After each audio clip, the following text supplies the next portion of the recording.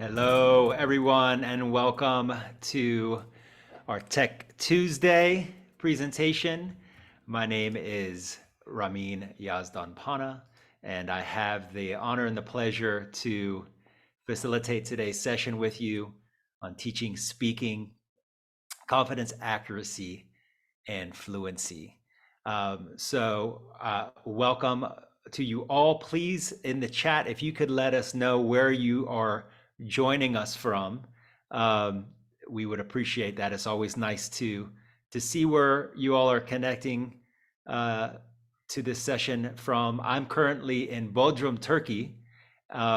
So let us know where you all are, and just we're all connected in this virtual space here. It's always pretty awesome. So before we get started, I also like to thank the IPDA team for helping to facilitate and organize today's session. Thank you, June, Tammy, Joseph. Um, as we all know, I think we all know, learning another language is it's not an easy thing. It takes a lot of courage, right? Especially as a beginner. And so we're going to talk a bit today on approaches that we can apply in the classroom with our adult learners of English, in this case, to cultivate the courage to communicate in English, and how to scaffold learning to build confidence and to speak with purpose. So I'm just looking here at some of the chat all over Florida. It's great to see everyone, see some familiar names. Also outside of Florida, right? We have North Carolina. Welcome, Valerie. Okay, so let's jump in here. So if you have a question, if you could please type it into the Q&A option. As you see here, there's going to be a time at the end to ask questions, so you can keep your questions to the end. And I really do encourage you to post questions in the Q&A. We will be using the chat throughout this session. I really would appreciate your participation when asked, and anytime, right? If you have something to contribute in the chat.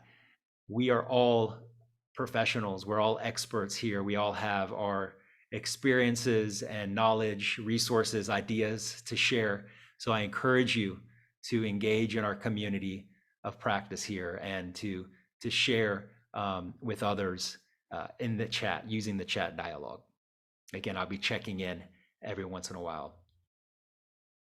Okay, so a quick overview of the topics we will cover today. So we'll discuss a little bit of rationale for teaching speaking. Not that you need one, but we'll just cover that briefly. Also, communicative competence. We'll discuss approaches to applying communicative language teaching to meet the needs of our adult learners.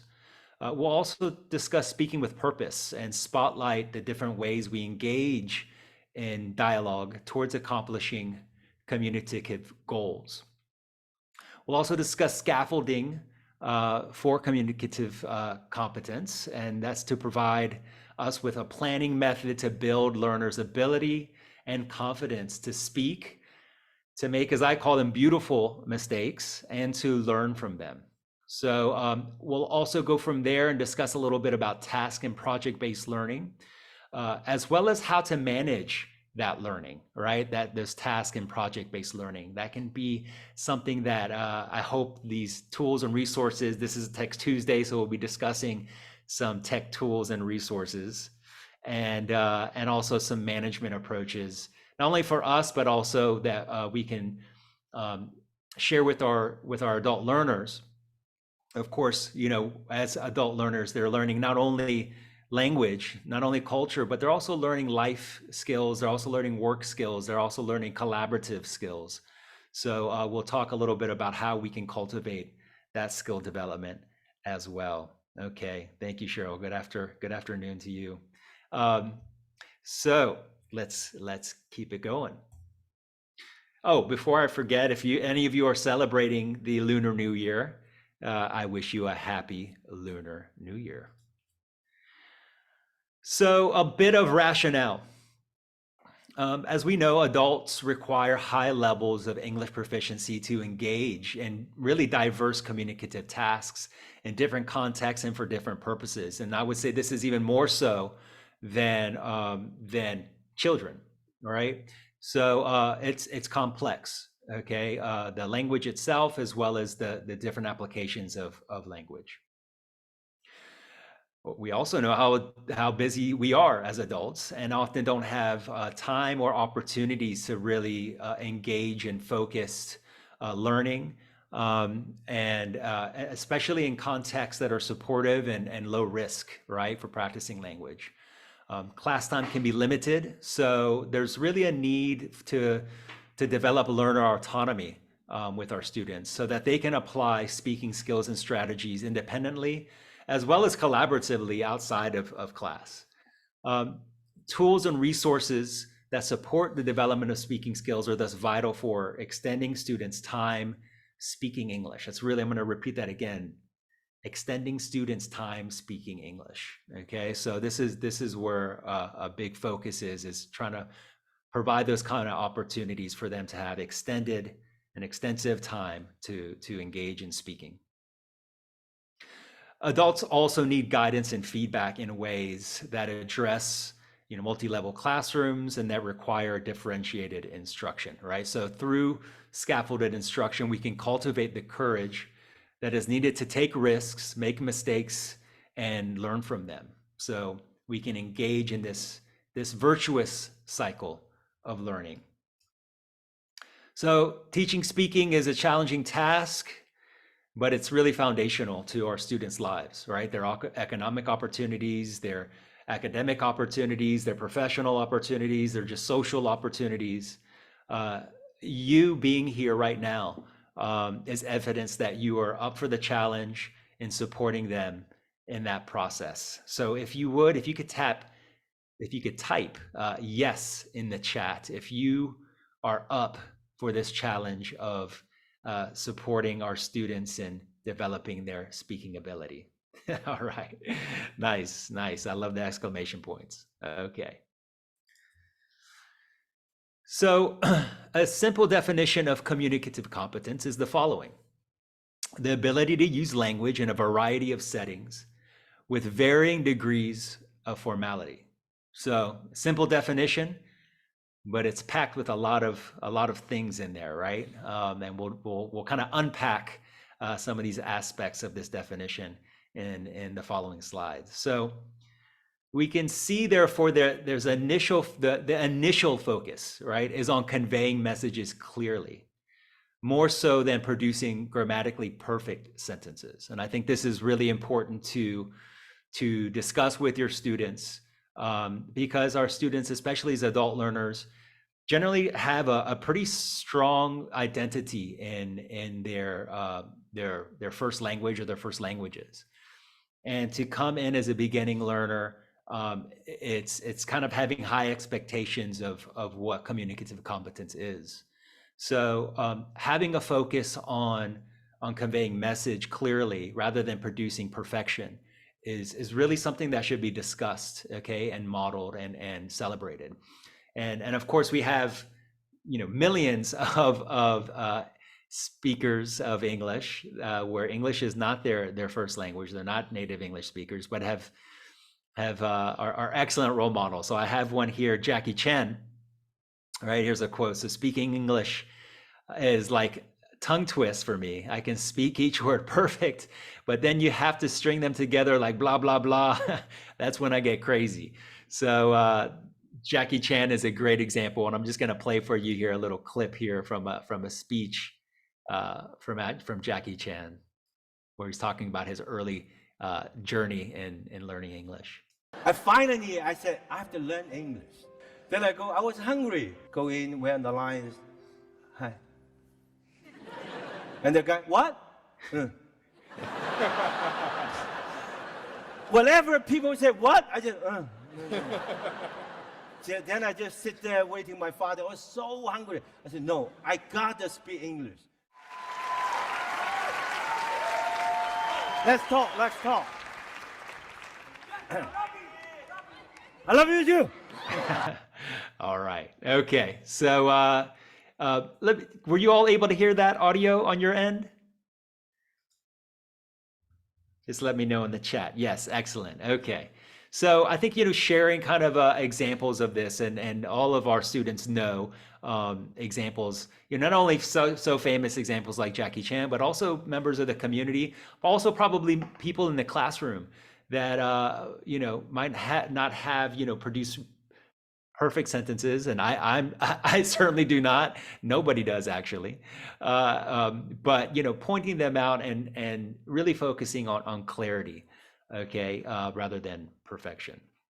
So, although a silent period where beginner learners are observing natural use of language is natural, of them not kind of producing anything, we can also motivate learners to produce language in level appropriate ways. So this can be through highly controlled and scaffolded activities that practice language at the word level, building to sentence level, paragraph level, and leading to more freer kind of experimentation with language. And we'll discuss this also in more depth. But before we go there, I think it's beneficial to further define communicative competence so we can focus on different aspects of communication when planning for teaching speaking. By the way, any Jackie Chan fans out there? Let me know in the chat if you're a Jackie Chan fan. Okay, so the following can be helpful to understand how we can address these different areas of communicative competence. All right, so now we have the kind of general definition again of communicative competence, the ability to use language in a variety of settings with varying degrees of formality. Now we're starting to unpack that, okay?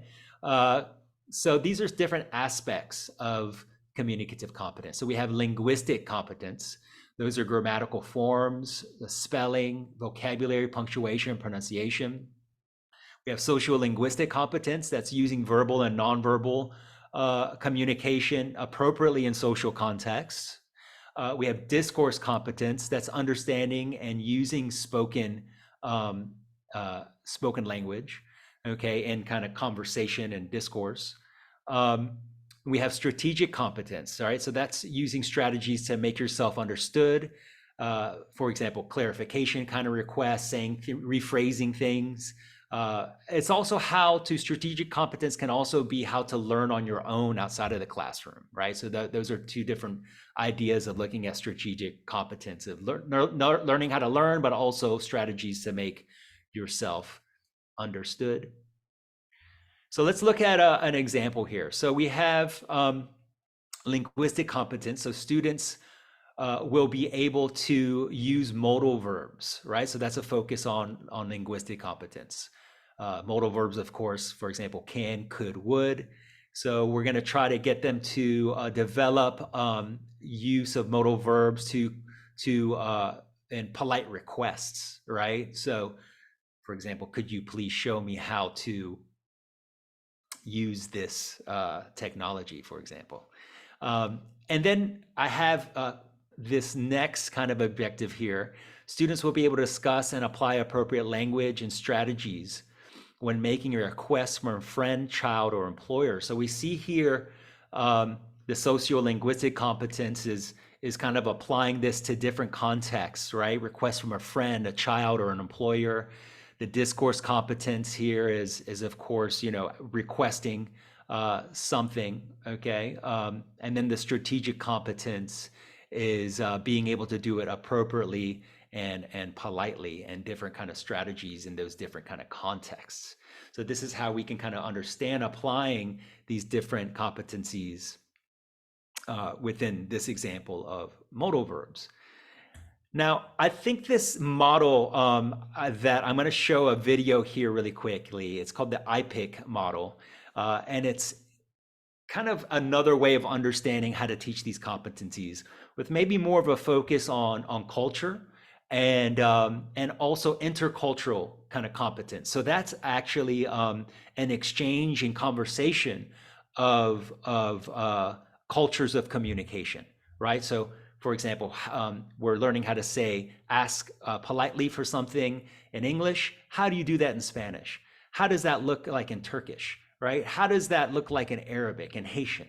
So this is an intercultural kind of approach to that. And this is, of course, perfect for us because we have all these rich, beautiful, diverse cultures in our classrooms. And then it gets to pragmatic. So that's where we were talking about these different kind of contexts. So how does that change when you're talking to an adult versus a child versus maybe your employer versus just like a good friend, right? And then kind of how does this interaction, the focus is on interaction. So let's check out this video. I think it's going to be a helpful, I hope it's going to be a helpful model for us to understand how to teach speaking. Pragmatics is the study of language and the way that we interpret and communicate meaning. In second languages, this is the way that that meaning is communicated across different languages or differently in each of the languages that you speak. For example, did you know that when making a request in some languages, we need expressions that are hearer-oriented, like, could you hand me the book? But in others, we need more speaker-oriented. Could I have the book?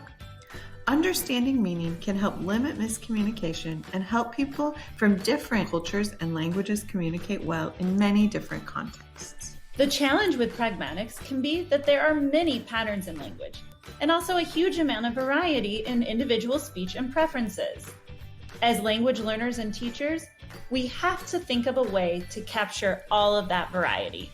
IPIC, or the IPIC model, stands for Intercultural, Pragmatic, and Interactional Competence. In other words, a model which captures all of these different components. It incorporates both general patterns of language as well as individual, local, and community preferences. This model of pragmatics is made of 4 equally important parts: knowledge, analysis, subjectivity, and awareness. We'll look at each one to learn more. Knowledge represents the structures that the learner has acquired in the language. This might be the grammar pieces, the specific vocabulary, different semantic formula. For example, in a greeting, this might be a list of all the ways you could say hello, hi, hello, good evening, etc. Analysis refers to the learner's ability to understand the impact or consequences of their language choices and make choices about which of the knowledge structures to use. In other words, with greetings, which one of these greeting sequences in the whole list should I pick for this context? Subjectivity references the learner's ability to make conscious language choices and explain how they make those. For example, I'd really like to be more formal. I know my professor said to use his first name, but I'd really like to use a different greeting. Finally, awareness refers to if language learners can recognize the language choices of others and the meanings and consequences of what they say. Also, it includes the ability to react when learners notice something has gone wrong or gone really well. Can you think of ways you could incorporate ideas from IPIC into your teaching context or your own language learning experience? Maybe you want to build knowledge and practice analysis skills by using popular language learning apps to compile lists of greetings and think about which contexts are most appropriate for each greeting type. Or maybe to develop your subjectivity skills, you watch YouTube videos in the target language of party invitations and think of what you might say and why in the same situation. Or maybe you develop awareness skills by searching for apologies in the target language and watching for different cues that those apologies have gone well or poorly. As a reminder, the IPIC model is one way to think about second language pragmatics. It stands for Intercultural, Pragmatic, and Interactional Competence. In other words, IPIC is a way to combine the 4 elements of knowledge, analysis, subjectivity, and awareness to ensure optimal communication across the languages you speak, different varieties of languages, and different speaker preferences. All right, so let me know if that video was interesting and helpful to you all. And so, you know, what I think you could see maybe those competencies that we just discussed within this model. It's just a different kind of way to kind of understand it. And And then also it's what I like about this model is the subjectivity, right? Especially working with adults as we do.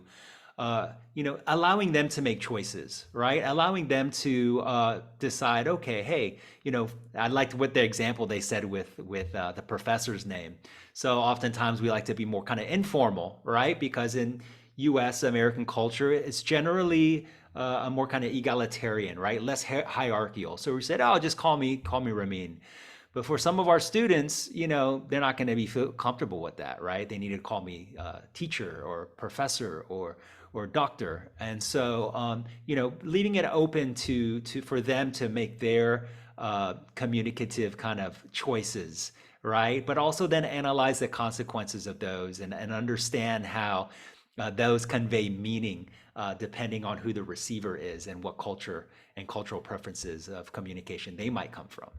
So, okay, so I have it here again. We have these four aspects of this model: knowledge, analysis, subjectivity, and awareness. Applying that modal verbs, that would be like the linguistic knowledge, right? The of what are modal verbs. Analysis can be, analyzing modal verbs in different contexts and comparing them, right?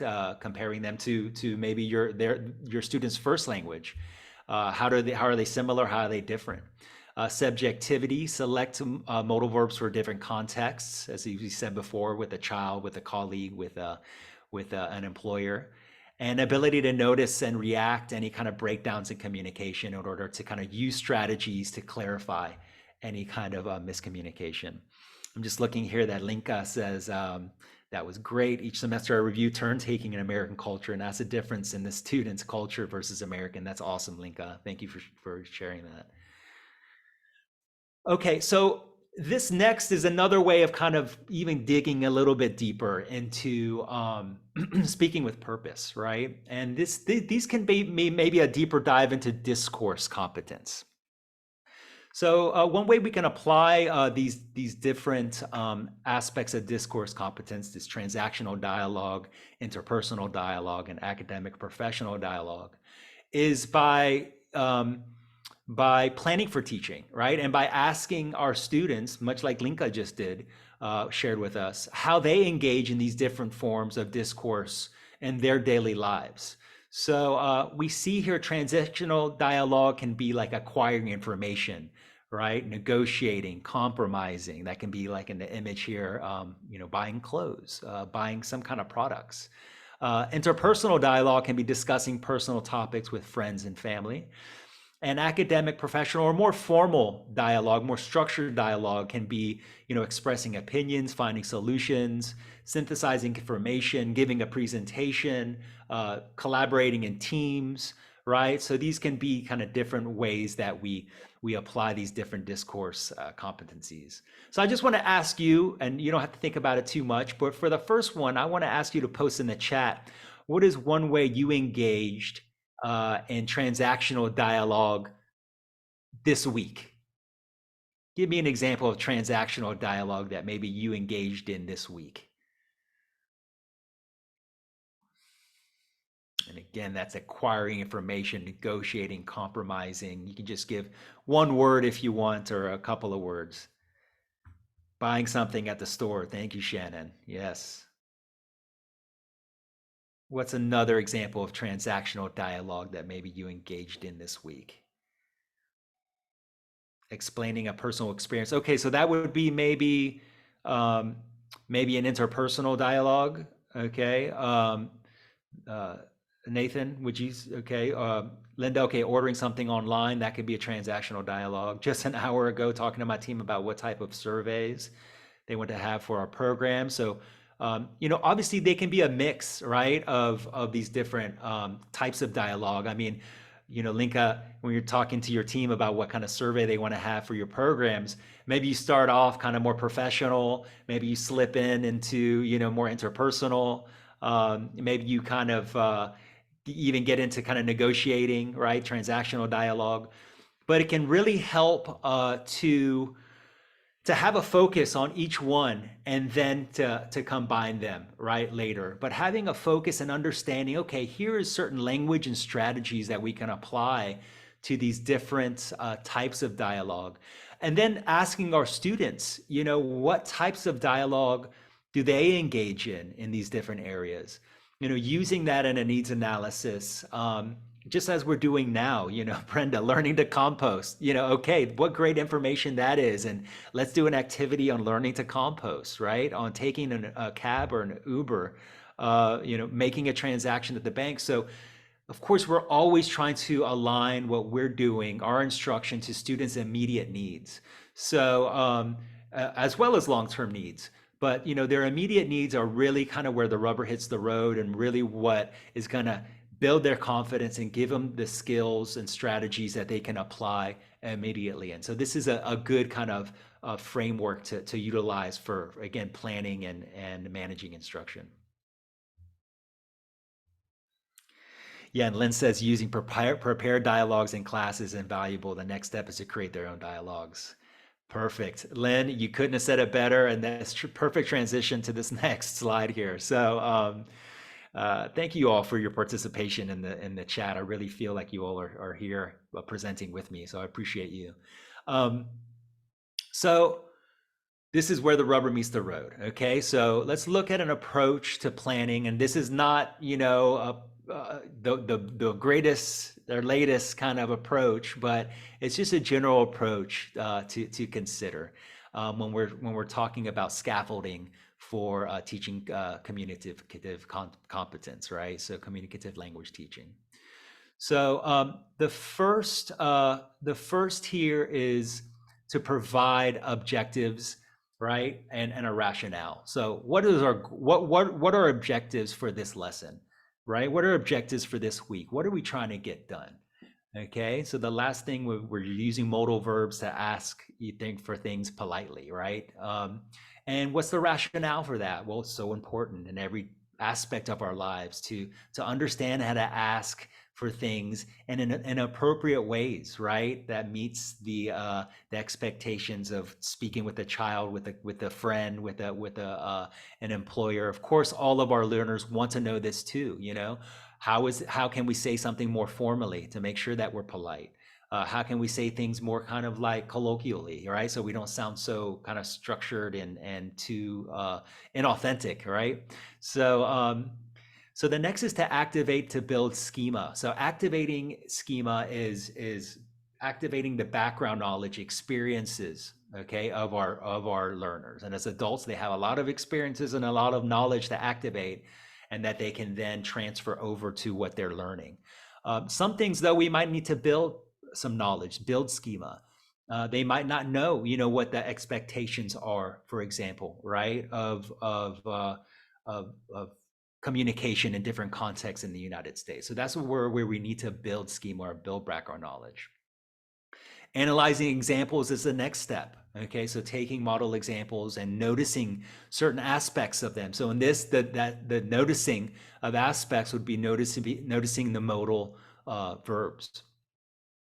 And then we go to highly controlled practice. So highly controlled practice can be things like, copying, filling in the blanks, using a word bank, underlining.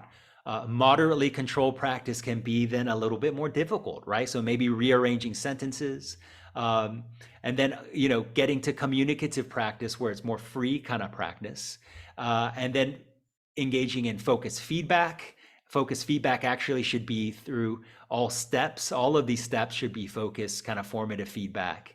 And then using that feedback to guide our follow-up lessons and practice. So I have an example here for you. So again, here's the objectives, the rationale. We discussed with modal verbs, activate and build schema. What are the differences in language when requesting something from the following people: a child, a friend, an employer? Okay, that can be some model examples then that we can share and analyze.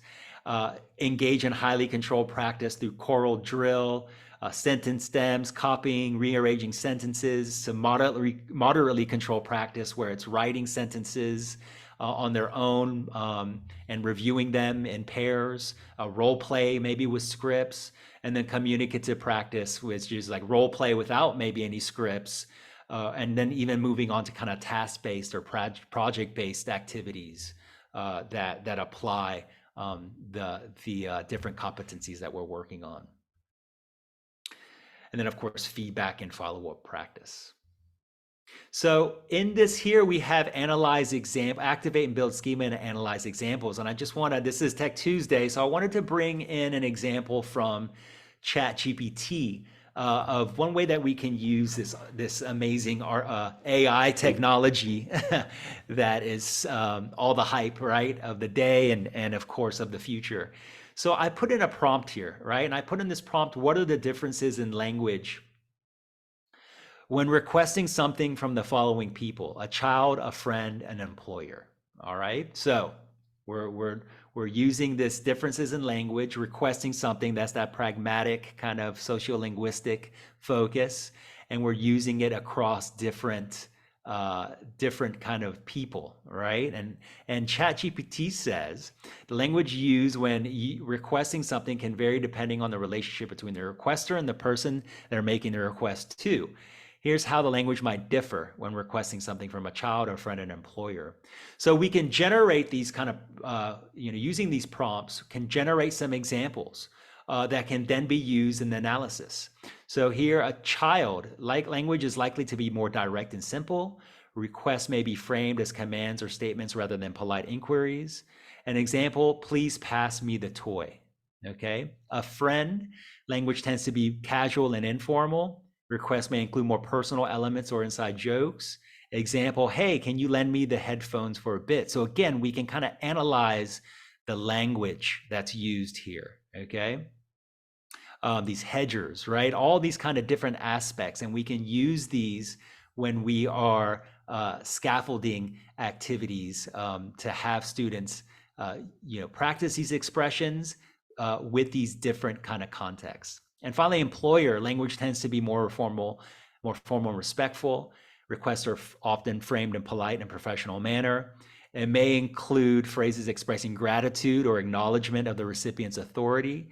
Example, I would appreciate it if you could provide feedback on the report by the end of the day. Thank you for your consideration, right? So it's a lot more complex, but we can, learn language in chunks and, as who's Lynn, I believe Lynn was saying, right? Using prepared dialogues is a good way to do this, and then scaffolding them from there to create their own dialogues. I'm just going to look here at the Q&A. I have a question for what suggestions do you have for correcting pronunciation when students are reading? Do you recommend correct while the students are reading or after they have completed reading?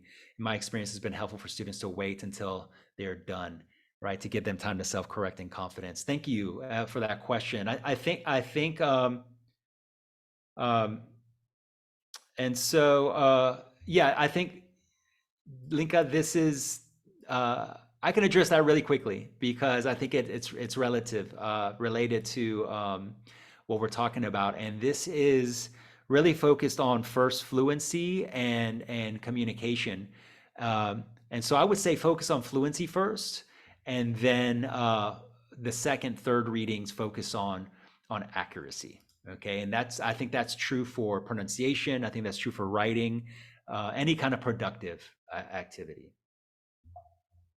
Okay, now I did this same prompt here. I said, what are the differences with examples in Spanish when requesting something from the following people? So the same thing, I just put in Spanish.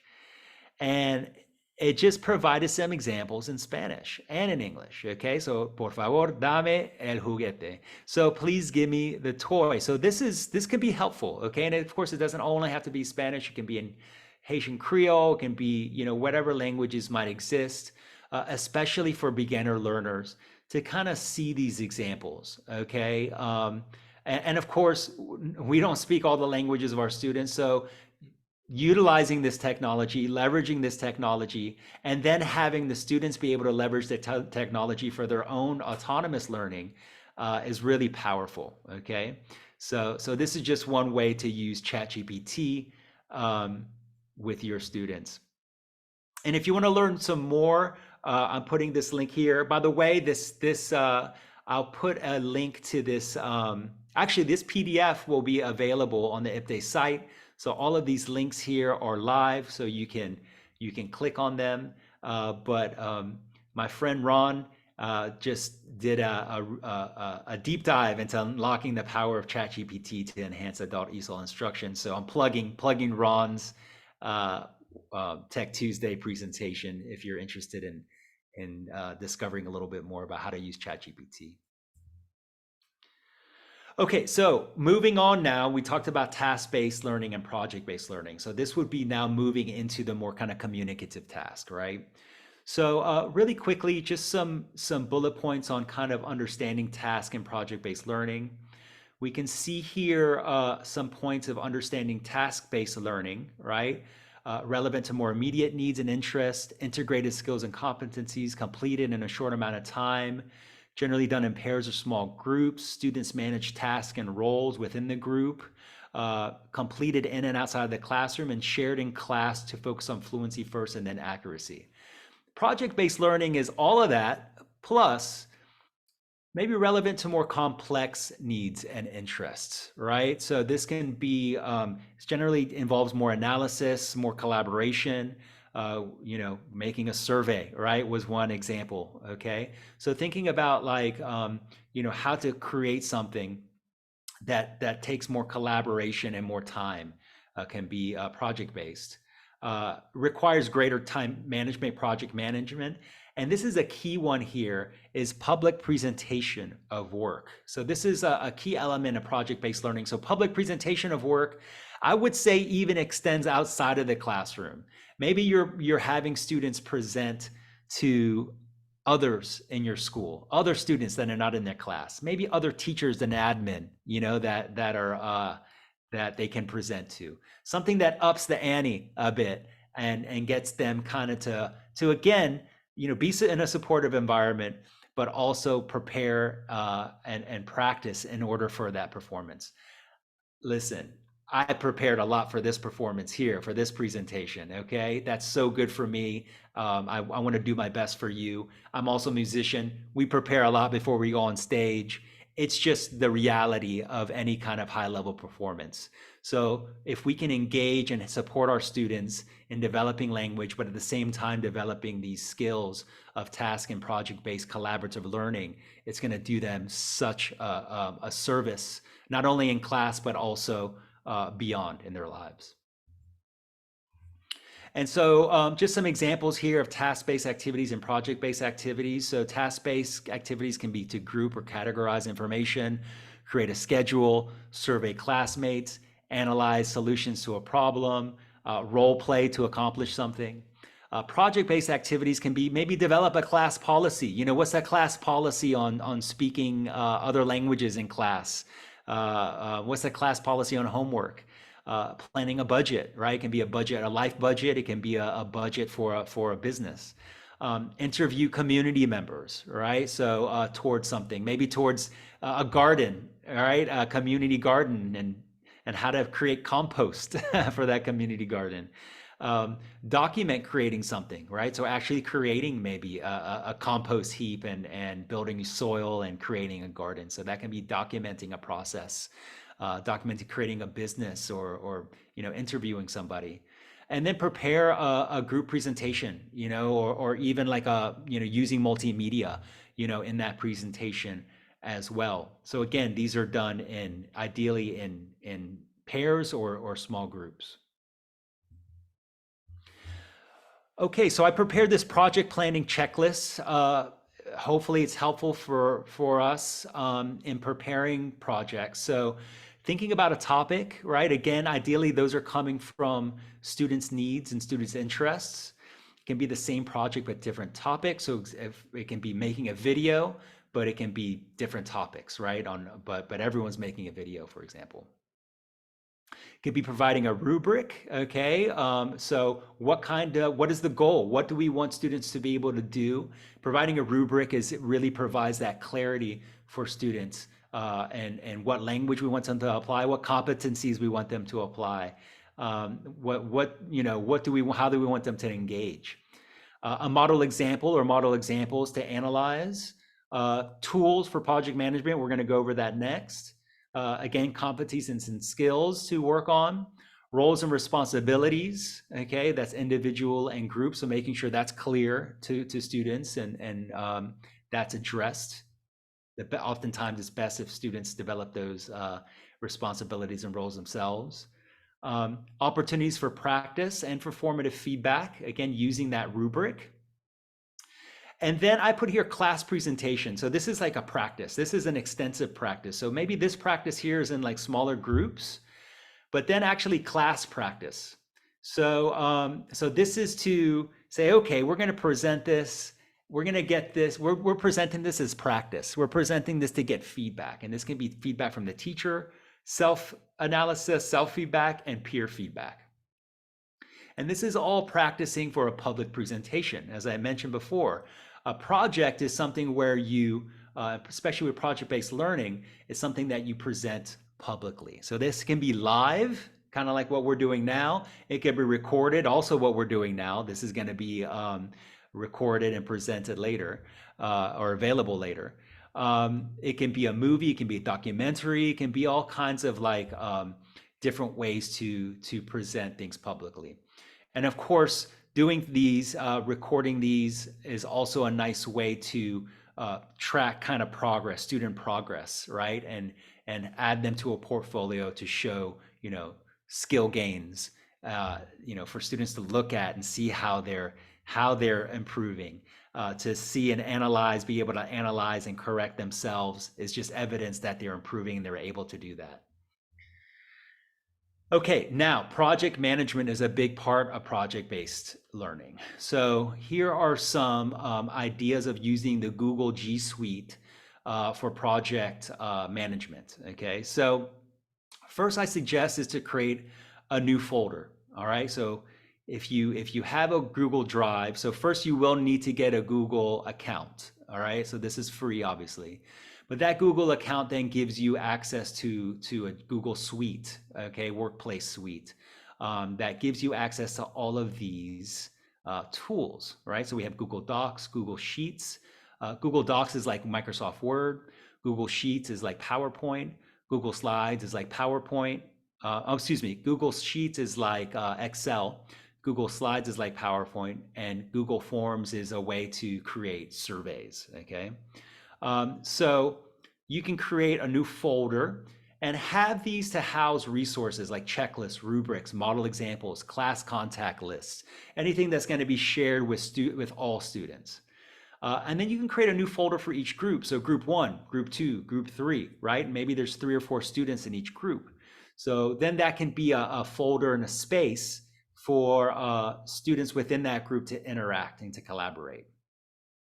You can use forms here for surveys. So maybe you want to survey students yourself and ask them what topics are they interested in maybe exploring in a project. Or maybe students can create their own surveys, right, that they distribute. Use Sheets to create a sign-up list of roles and responsibilities. You can also use Sheets to create a calendar with task deadlines. So, you know, you can easily kind of import a calendar and say, okay, here are our deadlines. This is keeping everyone kind of on task. Of course, deadlines are meant to be extended and to be flexible, but it's good to have some structure there as well. And then use Docs for collaborative planning and work, right? So Google Documents can be collaboratively making a script, you know, for something. And this is also allows us as the teachers to observe the work and to provide feedback, okay, along the way. Of course, use slides. I'm actually using Google Slides right now for students to co-create presentations. And this is something really cool here, okay? This next one here is an extension. It's called Beep, and it's for audio feedback. And so Beep has Beep for Google Classroom, if that's something you use. So Beep for Gmail and Beep for Google Docs. So this allows us and students, if they have this extension, it's free. I think it's like a 1-minute recording that they have. It limits it to 1 minute to provide audio recordings. Okay, so let me just kind of show you an example here. So let's say we're in Google Document here. And for Google Document, I can put in a comment, okay? So now because I have Beep installed here, I click voice comment and I can record a comment. I'm not going to do it now because I have all my audio set up. I don't want to mess anything up, but you can see how you can record an audio comment. So we just can't, also students who have access to this document can record audio comments. So this is a great way to share verbal feedback, to encourage speaking and verbal feedback with our students.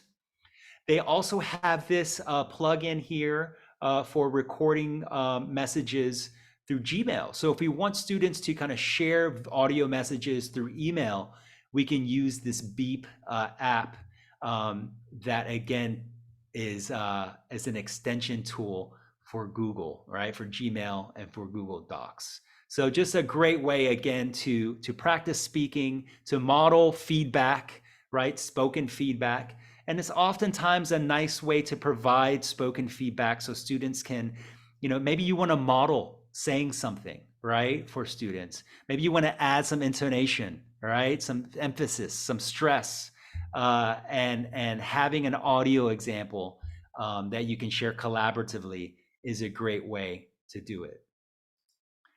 Okay, what do you all think about that? Do you think that something like that could be useful to you in your work with your students, providing kind of this audio feedback and allowing students to provide audio feedback to each other as well? And listen, you all are brilliant. You're going to find so many excellent ways to apply these kind of tools, to apply these strategies. I just want to kind of provide you with a general structure of how, of what tools exist, and then, ideas, start to kind of stimulate, right, ideas of how you could apply them for your context. Okay. Thank you for that feedback, everybody.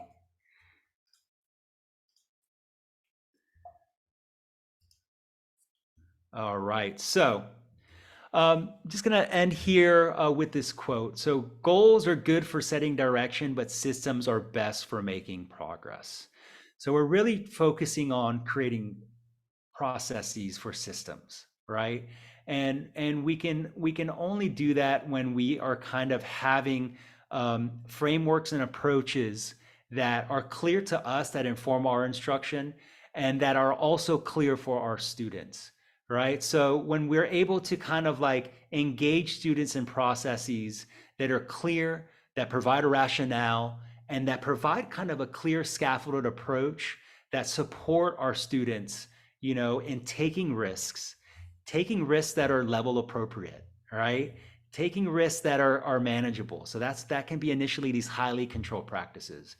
Move them on then to moderately controlled practices, getting them to, more communicative, freer practice. This is just like learning how to swim. This is just like learning any skill. We don't throw anyone into the deep end.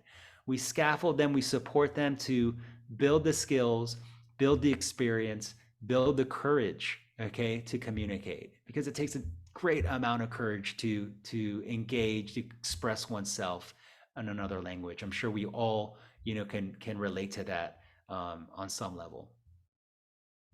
So just really quickly, just would like to make you all aware of some courses that we are facilitating and providing free of cost through IPDAY. We have Introduction to Teaching Adult ESOL. Okay, these are 14-week classes where we are engaged in sustained collaborative community of practice. So here are some courses that are available to you all. If you are interested, please, you can register here, info@floridaipday.org. You can ask about these classes. We just started our spring cohort. We'll be offering a fall cohort as well. We'd love to have you participate in our community of practice. I see some of our members, Mayu, there, who is part of our community, and we just really appreciate you all because we are a community, and we all have so much to share, to exchange, perspectives to give, and we all have so much to learn, right? And it takes everybody, it takes a community, it takes a village to really serve our students, to serve our communities, in reaching all of our goals, right? Our professional and personal goals. Thank you, Mayu. Okay, so I just want to open up for some questions and answers, suggestions. So any questions that you all have, again, you can use the Q&A if you like, or the chat. I'll be monitoring both, and I'll just give you a few seconds there. Thank you, Brenda. Thank you for that feedback. It's good to see you, Catherine. The sheets, the Google Sheets are not, so what do you mean by the sheets, Brenda? Are you talking about these sheets here? None of this live is not live, but the links are live. The links are going to be live. So this presentation is going to be, the PDF of this presentation is going to be available to you on the IPDAY website. Nathan, the Zoom recording is going to be made available within 24 hours on the IPDAY website as well. And so about the IPDAY website, oh, just one last thing. If you'd like to connect with me, please do. Please communicate with me, connect with me on LinkedIn. You can connect with me through my website, fullcirclelanguage.com. So I'd love to extend our community here together. And please give IPDAY your feedback, all right, on this presentation. Your feedback is appreciated. And while you're doing that, I would just like to tell you about our next webinar. Our next webinar is February 21st, and the topic is, here, I'll put my information up here because it was requested. So the topic is going to be, drum roll, empowering educators, exploring effective reading language arts strategies for adult learners. So you can go to IPDAY, to the IPDAY website, to the IPDAY portal, and go to the event calendar to register, just like you did for this webinar here. Okay, again, that's February 21st, and that will be at 3 p.m. U.S. Eastern. Awesome, Lynn. Highly informative. Thank you, fellow musician. Fabulous. Oh, just another plug for the music. We heard that at the beginning of the webinar. mftrio.com. That's the music. That's my band, Lynn, if you want to check it out. mftrio.com. That's the Maharaja Flamenco Trio. And if you like good flamenco music, check it out. mftrio.com. Thank you all so much for your presence. I really felt you with me all along the way, and I just wish you all the best in your personal and professional development. Take care.